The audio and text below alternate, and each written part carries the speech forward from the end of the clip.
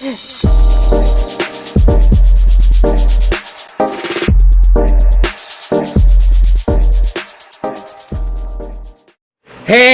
what's up everybody? This is your boy Kenny, and this is Pose Season 1, Episode 4, and the name of this episode is The Fever. I'm sorry that this review is late. For those who've been following me, I just recently joined the gym, and I'm now, yesterday I had my second session, and when I got home I was through. So, but hey, I'm all happy though, because it's definitely going to prepare me for even greater things in the future. So, I'm happy that I've now added working out to my regimen. But yeah, I haven't forgotten about y'all. But yeah, this was a really good episode, and I have to say, this was an episode that was more like a PA for everybody out there. That one, know your status, get tested, and then also, another message I got from this episode is that you have to learn to love yourself. And sometimes we make choices that could be detrimental for us because we're trying to get acceptance from the crowd, when yet we haven't accepted the person that we see in the mirror. So I'm going to talk about this, but this is the reason why Candy is going to be the thumbnail for this video, because Candy's character, I think, really, we really got to see, the truth behind Candy and her character. And I'm loving how they're doing this, where they're showing, all of the characters that were a part of the House of Abundance, that they're not just seen as like just people who were there, but yet these are people that exist, and they also are dealing with some of the same issues that many others are dealing with within the LGBTQ community. So let me get started here. The first thing I want to talk about is Candy. The category is luscious femme body. So this is the category for all the girls that got body yada yada. The girls that got the tits, the girls that got the booty. This is also a category for the big girls, the girls that got a little something extra. Normally, even right now in the gay community, kind of, pretty much some of the, the standard figure that everybody goes for is either like the statuesque or the muscle chiseled body.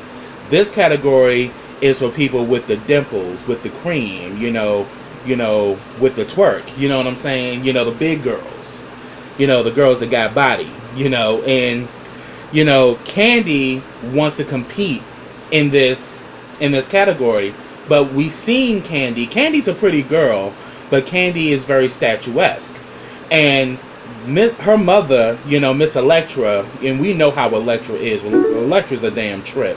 She was reading her for filth and was like, honey, you do serve good face, but when it comes down to that body, you can crack walnuts with those ass cheeks. I was like, oh bitch, you mean as hell.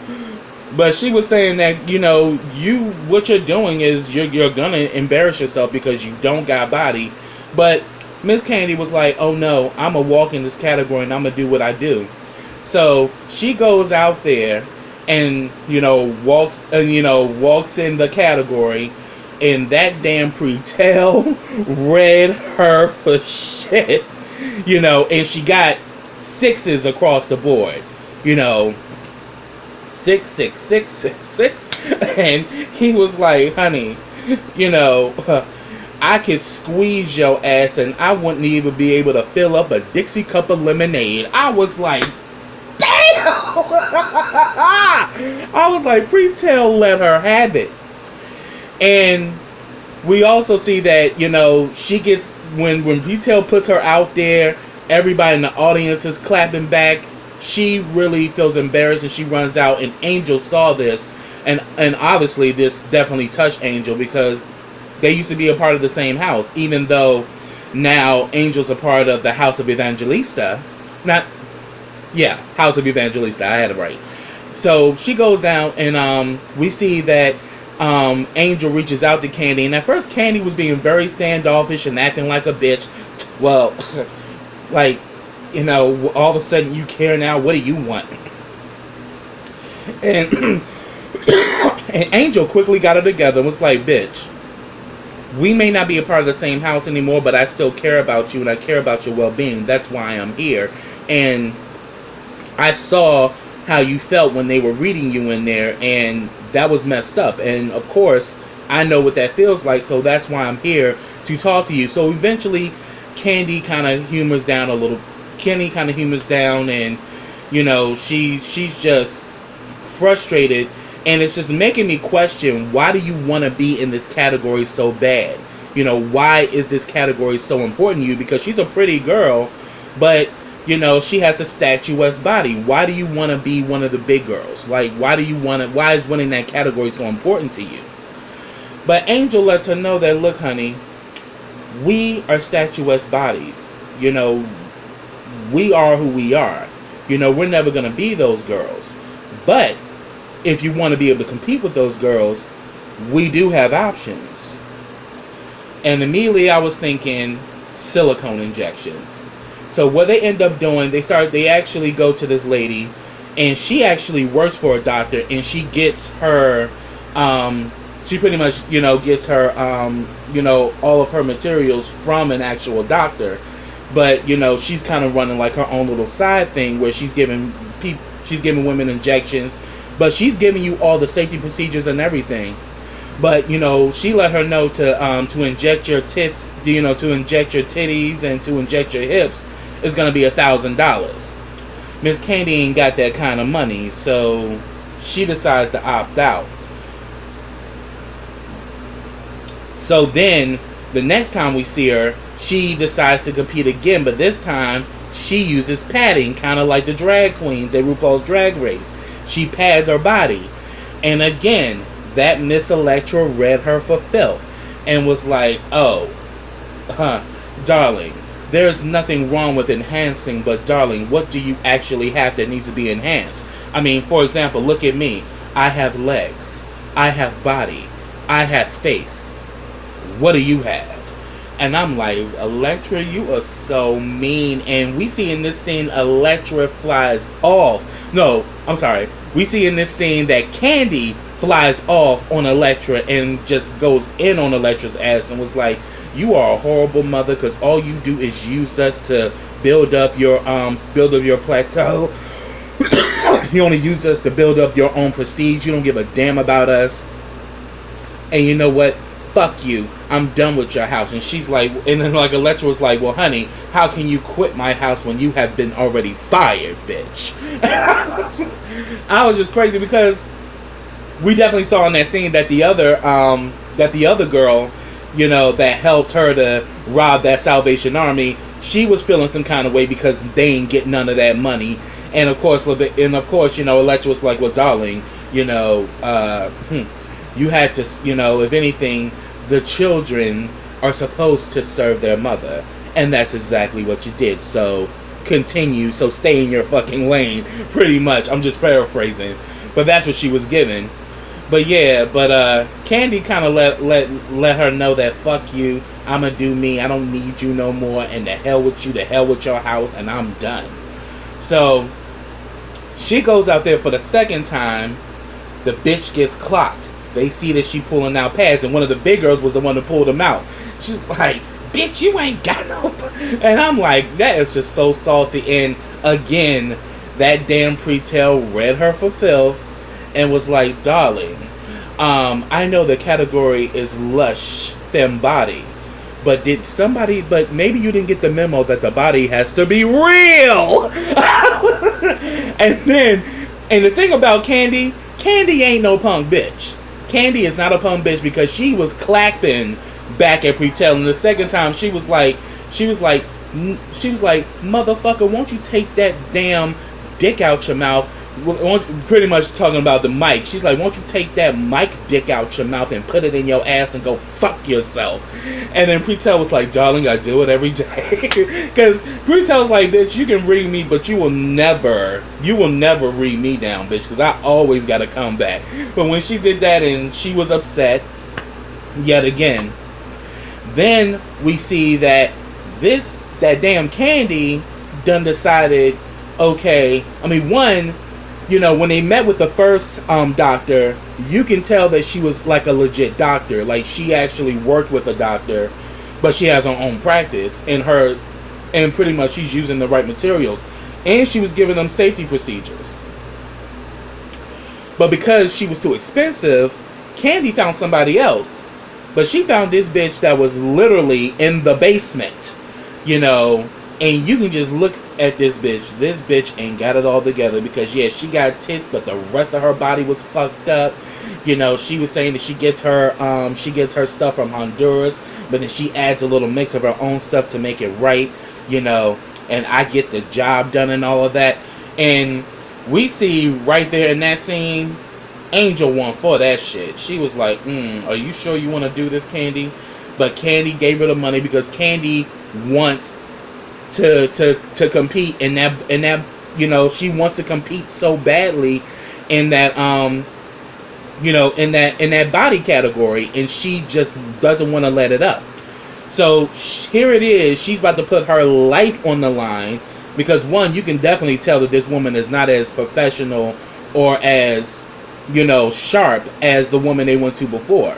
And the reason why you're paying more money is because it's more legit. You're paying less money because this bitch is literally like giving you some cheap shit. You know, she the cheap version, and there's no telling if the stuff that she's using is actually safe. But you know, Angel was kind of looking around, was like, I think I'm gonna opt out. I think I'm gonna opt out this time around. I'll see. You know, I'll wait for your results, Candy. So Candy gets the injections. Then Candy finally competes for the third time, and the bitch slays it. Even Brittelle was like, oh, darling, is that you, Candy? Ooh, serving body yada yada, honey. Candy gets 10s across the board, and then afterwards, we see that she was getting all these hot flashes, and she was just really hot. You see the lights and everything. She's finally got her moment, and then afterwards, we see that she passes out. Cold. Just done. And it was crazy. So, but the funny thing about it, the person that ends up nursing her back to health is her mother, Elektra. So Elektra has brought her back into the House of Abundance. And at first they were very standoffish, going back and forth. You know, Elektra has given her antibiotics and all of that. And we see that they kind of have the heart-to-heart moment, because Elektra was like, well, darling, if this is what you wanted to do, why didn't you talk to me? I would have taken you to the right people. She was like, bitch, you don't give a fuck about nobody. All you care about is yourself. All you care about is your own prestige. We're just here, you know, but we're only here to serve your purpose. You don't give a damn about us, so why would I come to you when I know you don't fucking care? And she says that, look, I'm not like you. You know, you're beautiful. You love what you see in the mirror. And she says, for me, I hate what I see in the mirror. You know, I don't like what I see. And I wanted to finally be that girl in the room that everybody loves and everybody likes, not the girl that everybody clocks. You know, because she's, you know, even though she's trans herself, she's kind of clockable like Blanca. But she's a pretty girl, though. And we see that Elektra, throughout this episode, has been going through her own struggle, and I'm definitely going to tap into that as well. But in this moment, we see that the two of them kind of come together, and she was saying that, honey, you think you're the only one that has self-esteem issues, or who battles with, you know, insecurities within themselves. She says that, yes, I have been battling these insecurities, and definitely in this episode, Elektra is going through this whole thing about, you know, having corrective surgery. You know, she wants to become a full-fledged woman. And I'm all for that. But we know that Elektra had her situation with her sugar daddy, and in this episode we finally meet him, Mr. Ford, who is played by the great Christopher Maloney of Law and Order SVU and also Oz. So they got the right person to play this guy. And when we actually meet her sugar daddy, sugar daddy was on. He was just bluntly honest with her. They've been having their situation for 10 years. For 10 years, they have kind of had this thing. And she saw him through 2 ex-wives. And he lets her know that, no, I'm not with you having the corrective surgery. I like my woman with a little something extra. So, obviously, we already know that this is an arranged situation. And that literally, all these years, Elektra has been kept. And she's just been this personal fantasy for him that he always has access to. But she's living in this penthouse, condo, and she gets money. He has her on this allowance where she don't have to worry about nothing financially. And that's why she's so extravagant, for one reason. One, she got a rich benefactor that's hooking her up. But he's letting her know that he doesn't want her to have the surgery because it will change everything. I like what I like. And, one thing about it, the one thing I like is the knowing that penis is still there. So he's letting her know, leave the penis alone. But we actually see that as far as Elektra, she wants to be a full-fledged woman. She wants to, she really wants to be her true self. Whereas in this situation, she's conforming to please this man because he's paying for everything. So it's somewhat like a prison, and someone like, it's pretty much like she's being controlled, and he kind of holds the golden egg over her head. Because he even lets her know that when I found you, you was dancing in this shitty ass strip club, in this hellhole, and I literally raised you I literally took you from obscurity, and I gave you all this great, luxurious life that you have. And Elektra tells him that, look, I want to do this for me, and I don't need your money, and, if you don't want to support me, fine. I'll just have to do this on my own. And he let her know, when have you ever done anything on your own? So I'm like, this is a real struggle. But also, this is a struggle that they even tapped into in the documentary Paris is Burning. Remember Pepper LaBeija? Pepper LaBeija of the House of LaBeija? She was actually talking about, how a lot of these girls want to transition to becoming a full-fledged woman, thinking it's going to make their life better. And, trans girls are like, I want to be a full-fledged woman because trans women get treated so badly, so if we become a woman, things are going to be better. But Pepper LaBeija was like, but honey, women get treated badly. So you can make the transition to becoming a full woman, thinking it's going to make your life better, and yet it could be worse.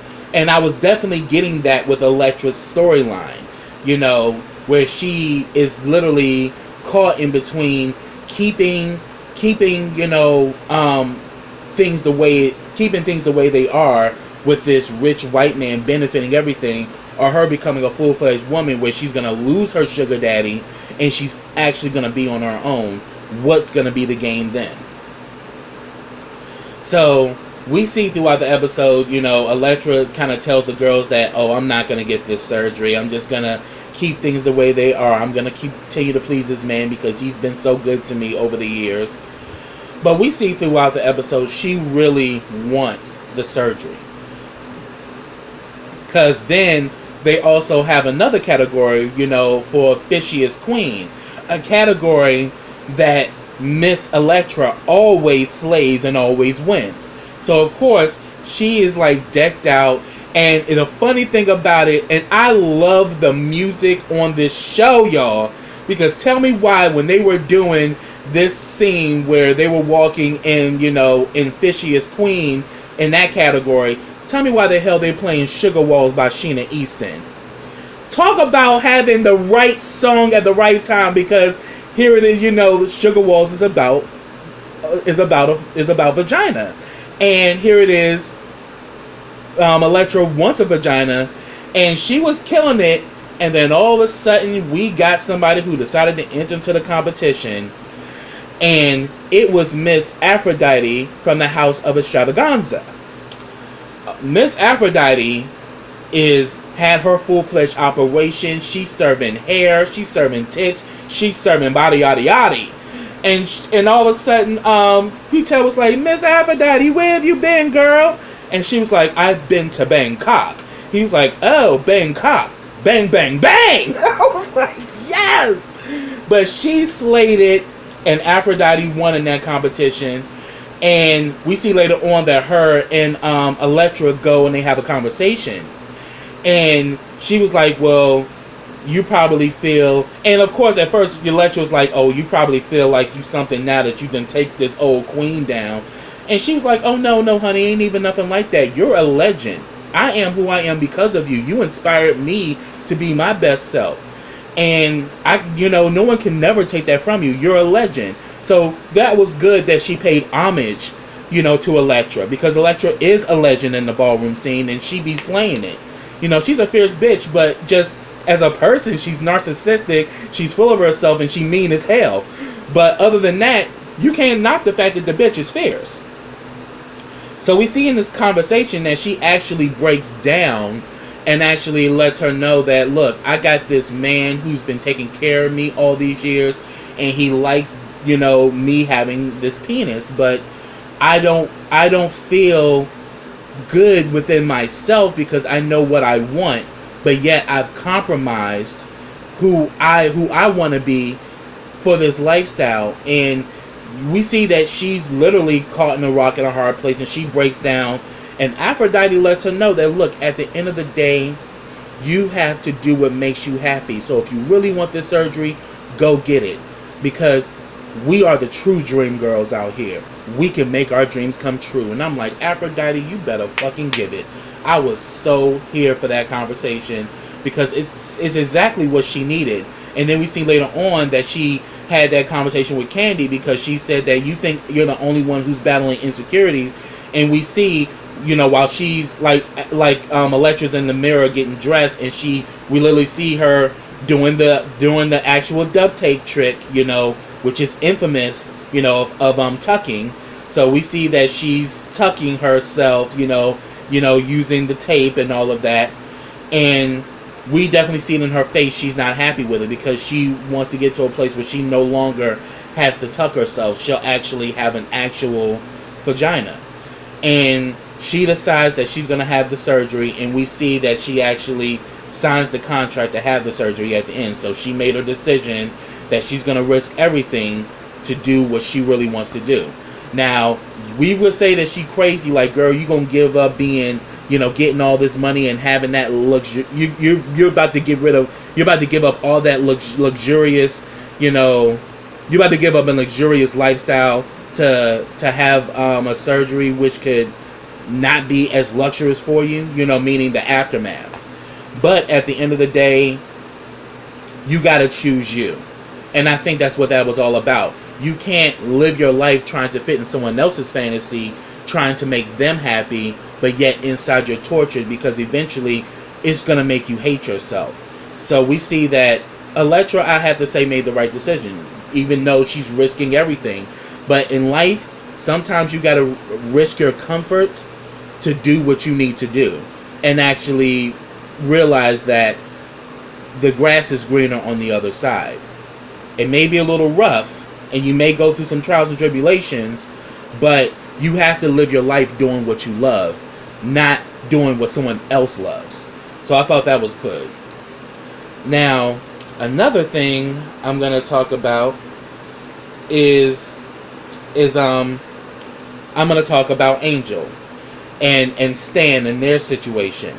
Because I'm actually going to talk about Damon and Pretel and all that afterwards. But I really want to get them out the way. Now, Stan and Angel. We see that Stan and Angel have gotten, they've definitely gotten accustomed to their situation. Definitely her and Stan have been getting it in a lot. But then, because there was a scene where she was asking him, like, so what do you like about me? And he's like, well, I love your soft skin, and I love your body. I love everything about you. So, of course, Angel's asked him the question, like, so what do you like about your wife? And he's like, well, I like her curves. She didn't always have curves, but after our children, she got curves now. So I like those curves. So, all of a sudden, we see that they have a little, they pretty much they're having a night together. And Stan is not raising to the occasion, which pisses Angel off. And some people are like that. Like, if they hot and they horny and you ain't raising to the occasion, that person go to 0 to 100 really fucking fast. Because those emotions are high, and your hormones are raging out of control. Because she was ready to jump on it.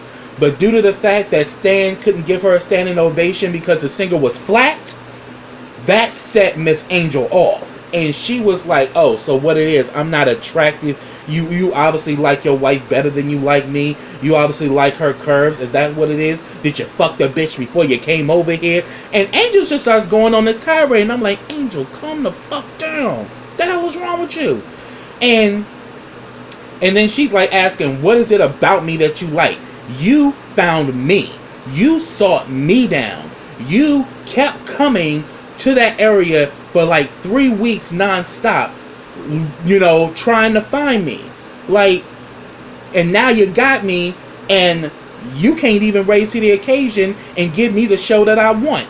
What the hell is it? What is it about me that you like? What is it? What is it? And then she brought up how, he had, sucked her dick. And she was like, I didn't like that. I did that for you. So what is it? Are you gay? Are you this? He's like, no, I'm not gay. And I'm like, and I think that a great thing about this show, which I think why this show is so much needed, is educating people on this concept of what is sexuality. Because sexuality has always been put in this box. And it's definitely very apparent in the black community.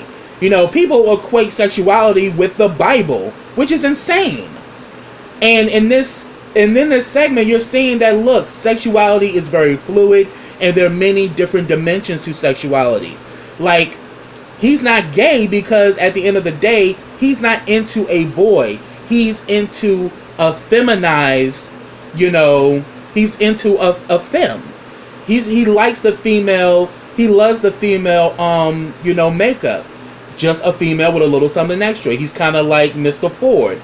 He likes a little something extra with this woman, but in all honesty, he really has feelings for Angel. We already know Mr. Ford had no feelings for Miss Electra. It was more of control and, satisfying his sexual pleasures. That's what he was about. We see that Stan really has feelings for her as well as for his wife, and they're totally two different people. They're different. They're not the same.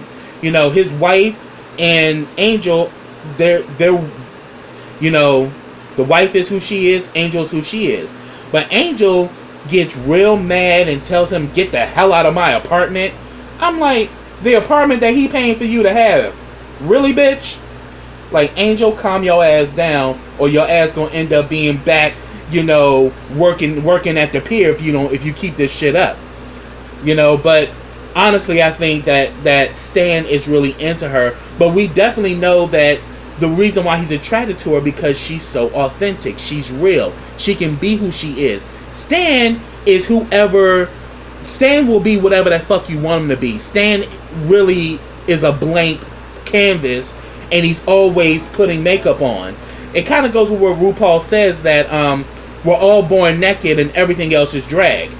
Stan is always in fucking drag, and he never can be his true naked, authentic self. So that scene was really crazy. So we saw that go on. Now, let me talk about Damon. Damon gets sick. Damon is Damon as of right now, he's gotten back in good graces with Miss St. Rogers, his dance instructor.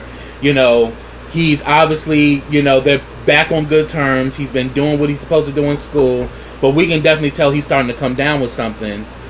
And what ends up happening is that there's this big dance recital that he wants to be a part of, and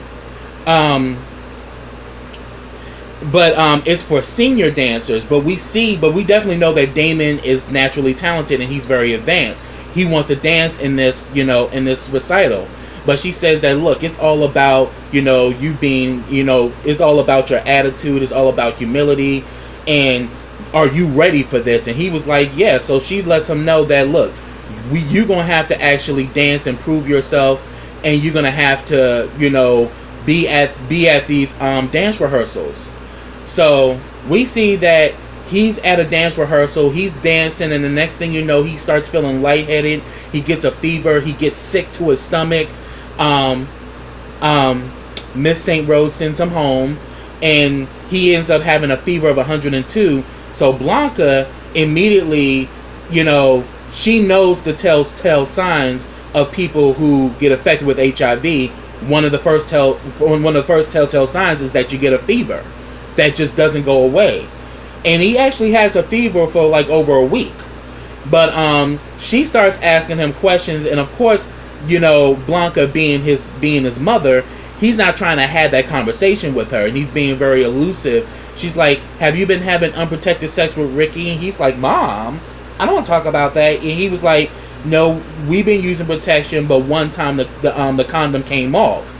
So immediately she's like, boy, are you crazy? And he doesn't get why Blanca is being so aggressive about this issue. And one of it is because, you know, he's young, he's naive, you know, but he doesn't really understand why she's being so serious. One reason is because Blanca is HIV herself, unbeknownst to everyone else except for Pretel. So then we see that, you know, Damon and Angel have a scene together, and, you know, Angel's like his big sister, and, you know, they have a conversation, and, you know, Damon is like, Mom was asking me questions about my sexual practices and how much I've been having sex and all of that. You know, why would she ask me that? Why would she even bring that up to me? Okay, he says I was kind of you know, very not, you know, I wasn't really telling her everything because I felt kind of embarrassed. You know, this is Mom. But why does she want to know all this? Why does she want to know all this information? And Angel schools him. She says that having a fever is somewhat of a tell sign that, you know, that you may have HIV or AIDS. So immediately that sends, you know, the antennas off in Damon. Then we see that Damon confronts Ricky. And he was like, you know, have you ever been tested? And Ricky was like, no, I've never been tested. Because he was saying that, okay, so how many partners have you had over the years? And he was like, I don't know, maybe 50. Oh, this sends Damon off. But I'm like, oh no, Damon. Because in this scene, Damon kind of pissed me off a little bit, because here it is, you trying to blame Ricky. But no, boo-boo. You knew that Ricky was a stray dog on the pier. You know, after all, wasn't he trying to get the ass up in that stinking ass warehouse by the pier? And then every time you saw him after that, he was with one of the girls. You know, Ricky is in charge of the girls. So you had those signs right there that Ricky was out there, you know, because like when you out in the streets, you doing all you can to survive, and you get sex any way you can get it. So he was already at risk, and you should have made sure he was tested before you decided to straddle up on it, you know, talking about some, I'm ready, you know I'm ready, like Tevin Campbell, bitch. You was literally given that, like, I'm ready, you know I'm ready, and you didn't do your homework, and now you want to blame Ricky. Ricky didn't force himself onto you, but then we see that Ricky is ignorant around this too, where he's like, look, you only can get AIDS by receiving, and I've only bottomed 2 times. And we see that Blanca is listening to this conversation, and she's like, "Oh, these damn boys are dumb as hell, and they're completely clueless." And we see that this definitely upsets Blanca, because she goes to Pretel, and she lets Pretel know that, look, you need to get them together and get them tested, because these boys are acting reckless. And she asked Pretel, "Don't you get tested?" He was like, "I used to, but I stopped, because at the end of the day, they don't give a damn about us, and they ain't trying to find a cure. So why even continue to get tested when I know they don't care?" Because Reagan won't even mention the word AIDS, and as far as the national consensus, they think that AIDS is a punishment for a lifestyle. They think it's God's divine intervention, and they're not trying to help us. They want to kill us off. They want us to die. But then she was like, "Look, at the end of the day, I have my status, and I'm trying to do what's best for them, so we have to do this for them." So we see that he does take them out to eat, and he lets all of them know, Ricky, Damon, and Poppy. I love me some Poppy. And Poppy's straight, but he even says that, "Look, I'm an equal opportunity lover, and there's times where I've let a guy suck me off, to get, out on the streets or whatever, getting that, crusty stuff." So they all decide to get tested. They go to get tested. Damon is negative, Poppy's negative, and Ricky's negative. And Ricky was serious. Ricky was taking all the condoms like, "Oh, I am going to protect myself more and more so," because he was putting himself at risk. And now he realizes that, dude, you could have been infected with the way you were living your life. So they all like, he's like, "Oh, I'm going to make sure I'm protected." So he getting all the free condoms he can get. I'm like, there you go. And then Pretel gets his test, and we find out that Pretel is HIV positive. And he was like, "All this time I've been trying to escape this evil bitch, from coming after me, because she came after everybody I love. She came from lovers I had, and finally this bitch finally caught up to me." And let me say, Billy Porter, Emmy. He acted his ass off in this scene, and I was so here for it. And it was very moving, because he broke down, and he was like, "Look, I got to get myself together, because he's like, these boys are negative and I'm positive. I can't go out there and let them know I'm positive." So he breaks down, in the doctor's office, but comes out there and tells them that, he's negative, and we're gonna go out to celebrate. But we see in his face, he's really holding it back. Like, I gotta be strong for these boys. And it made me love Pretel even more, especially in the next scene where him and Blanca have a conversation, and he lets Blanca know that he lied, that he is HIV positive. And she was like, "Well, why would you lie about that?" But then again, Blanca had to think about it. "Well, look at me talking, because I ain't told them either." But then he was like, but then, Pretel is like, "Well, I guess it's just downhill from here." And Blanca's like, "What you mean by that?" He's like, "Well, you see how they treat us in these hospitals. They don't give us our food. They don't give us utensils to eat with. They don't change our bedding or none of that. That's what I got to look forward to. I'm literally going to be treated like a piece of trash, on my deathbed." And she was like, "Oh, no, that's not going to happen, because what we're going to do is that hopefully they will find a cure. But one thing that we're going to do, we're going to take care of each other." And it was kind of like a mother and a father coming together, because Pretel is kind of like the father of the house of Evangelista. And we see that the two of them come together, and Blanca's like, "I'm here with you. I'm going to be by your side, and I'm going to help take care of you. You're not in this alone." And we see that really gave Pretel some peace.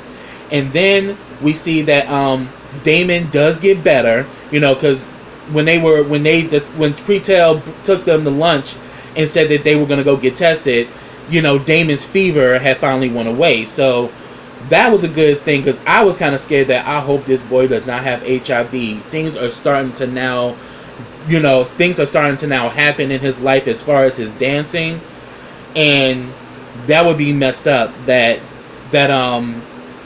If he were to have HIV. So it was great that Damon was negative. We see that Damien does his dance recital and he kills it, and we see that going on. We also see that as I mentioned before, and then we see that Angel has her injections.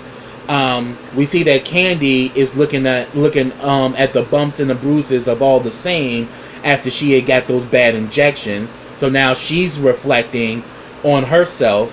We see that also, what I mentioned before, Elektra signed the contract to have her corrective surgery. And that's where the episode ended, where Damon does this dance solo and he kills it.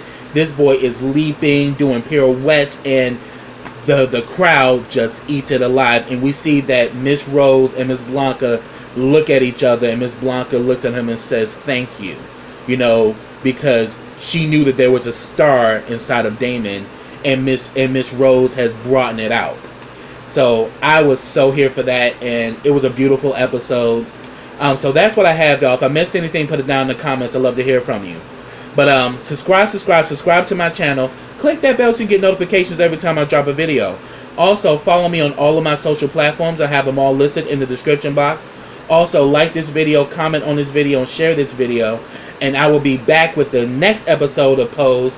This show is great, and I'm so glad that this show is on the air, and I'm glad that the LGBT now actually has now we actually have a show that really speaks to us.